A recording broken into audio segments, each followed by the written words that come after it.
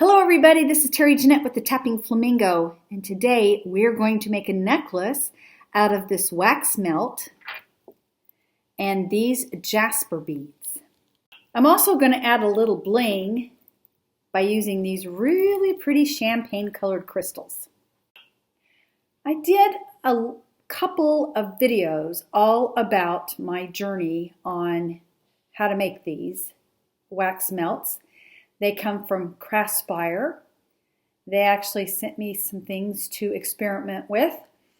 I have an unboxing and then a couple of videos on how to make the wax melts. This one though, if you remember correctly, this is the one that I messed up and we had a little hole in there. And so instead of just throwing it away or remelting it, I wired a little crystal yellow bead on there, and then I glued another wax melt on the back. And you can just hang this on a chain and you have a reversible necklace. Here's something else I made. I just took one of the wax melts and hung it on some turquoise hishi and these little purple hishi beads. And this is kind of the style we're going to make today. So let me get all my beads out here. And let's just start putting together something. So let's just kind of lay them out a little bit. Since I have a really big jump ring, I want to make sure that whatever beads I start with are not going to fit through there. These crystals probably will. Let's see. Yeah, they will. So we don't want those right next to the jump ring. These won't. You would have to really push them hard. And the reason being, if you had smaller beads, then this would slide back and forth and it would not stay in the middle. Now, if you were doing all the same size beads, which you could do that, it really wouldn't make any difference. But since we're going to have a pattern, I want the pattern to be seen. So I think I'm going to start with maybe 3 beads on each side. Trying to get this to lay flat. And then maybe I'll put a crystal. And then 3 again. And another crystal. And then maybe 3 more, and I'm probably going to end it right there because I want the chain that I'm going to use to be seen. And this is probably going to be about an 18-inch. I am going to use little tiny seed beads on either side, like I always do. And now I'm going to string them up.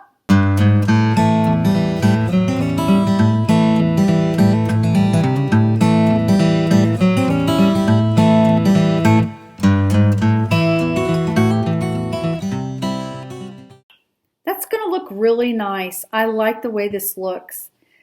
This melt, the colors in it almost remind me of a unakite. Unakite beads would have been nice on this too. All right, now we just need to get some bead tips and finish this off and hang it on some chain. I'm just using one of these clamshell bead tips. And tying a couple of knots to go inside.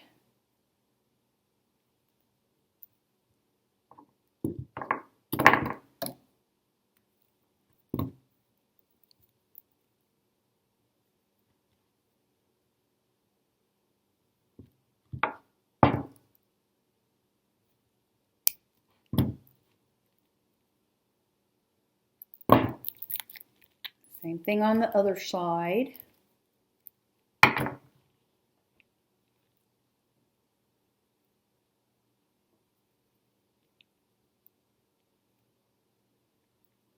This time I do need to use a little needle to feed it down through in there.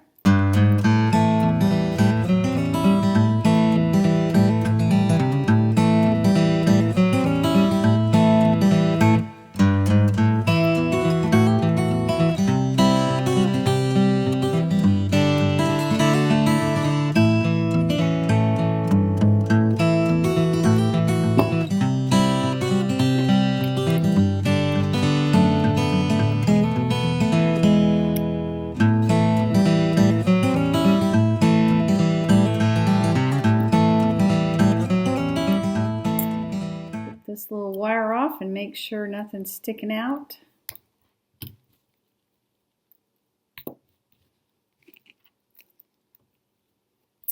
I got to decide what kind of chain I want. All right, I got a couple of split rings and a lobster claw clasp, which I've tested out. It works. One thing too that you could do on something like this, if you didn't want to necessarily stamp it, like you can get stamps that are plain, is what I'm trying to say. And you could just do that, and then you could hang something like this off of it. Doesn't that look cool? I like that. Maybe I'll do that next time. Just a thought. All right, so I want this to be an 18-inch. I've chosen this chain. The chain I had on this one is a little dainty and more lacy, and it would go okay, but I want this to be a little bit more of a heavier looking piece. So that's why I've chosen this chain. So let's see what we have here. So, okay.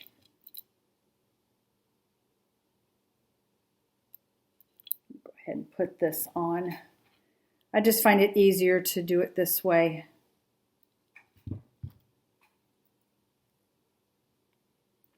So go ahead and put the chain on the necklace.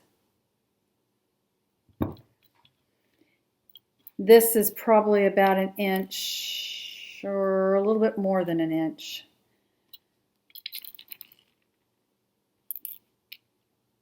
That's 12.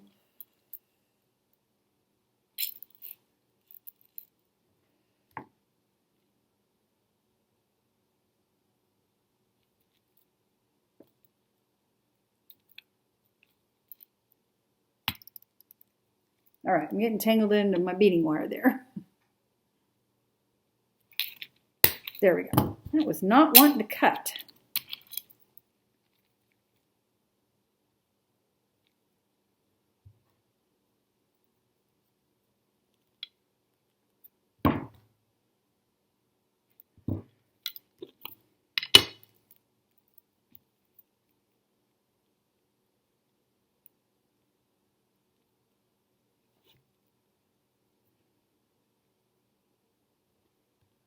Okay, I'm measuring to find the middle that's hanging down there, so that's the middle.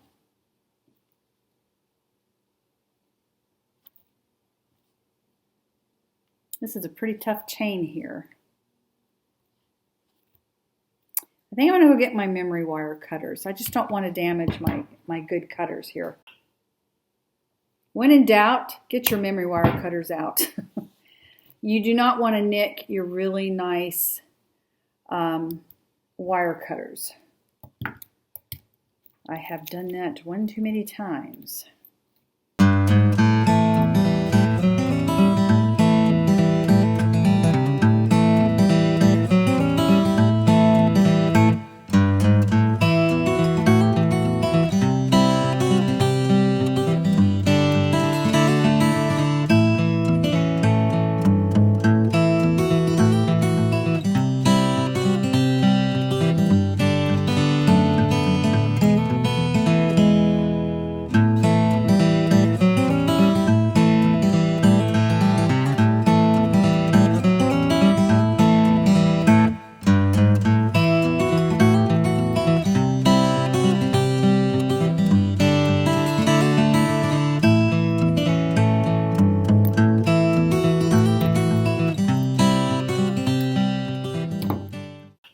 And there we have it all complete. Let me make sure it's 18 inches. That was what I was going for. Yep, perfect, 18 inches.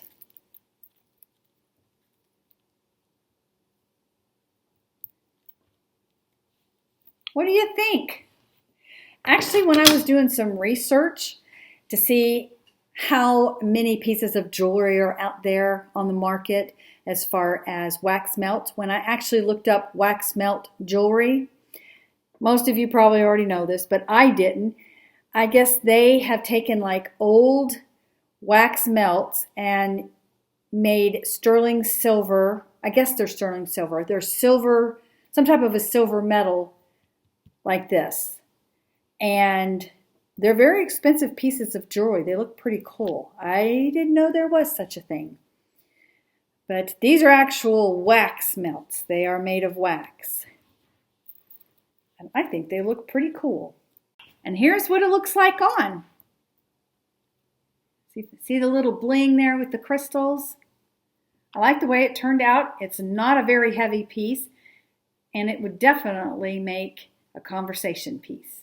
So let me know what you think of these wax melt pieces of jewelry.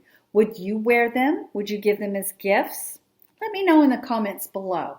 If you're interested in getting your own wax melt kit and supplies, I have all the information down in the description box below, including a coupon code for Craspire. So you need to go check them out. They have really good prices and they have a lot of choices over there. They even have a flamingo that I have my eye on. Anyway, I hope you enjoyed this and I hope you have a fantastically wonderful day. This is Terry Jeanette with the Tapping Flamingo signing out for now. Bye-bye.